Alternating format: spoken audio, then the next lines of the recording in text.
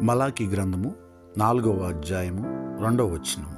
అయితే నా నామమందు భయభక్తులు గలవారగు మీకు నీతి సూర్యుడు ఉదయించు, అతని రెక్కలు ఆరోగ్యము కలుగు చేయను గనుక మీరు బయలుదేరి క్రొవ్విన దూడలు గంతులు వేయనట్లు గంతులు వేయుదురు. ప్రియులారా, దేవుని వాగ్దాన వాక్యము ఆయనందు నీవు భయభక్తులు ఉంచగలిగినట్లయితే నీతి సూర్యుడిగా ఆయన మీ మీద ఉదయిస్తానని, ఆయన రెక్కలు ఆరోగ్యమును కలుగు చేస్తాయని ఆయన వాగ్దానం చేయుచున్నాడు.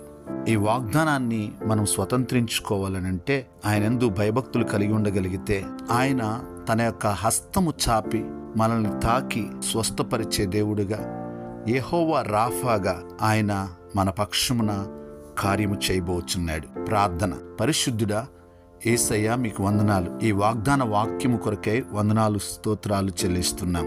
ప్రభువా, ఈ వాగ్దాన వాక్యం విని ప్రార్థనలో ఏకీభవించిన ప్రతి ఒక్కరిని మీరు దర్శించండి, ప్రతి కుటుంబాన్ని దర్శించండి. ప్రభువా, వారి యొక్క కుటుంబంలో, వారి శరీరంలో ఎవరికైనా ఎటువంటి బలహీనత ఉన్నప్పటికీ ప్రభువా, మీరే వారిని తాకి సంపూర్ణమైన ఆరోగ్యమును, స్వస్థతను దయచేయండి. యేసు నామములో ప్రార్థిస్తున్నాం తండ్రి. ఆమేన్.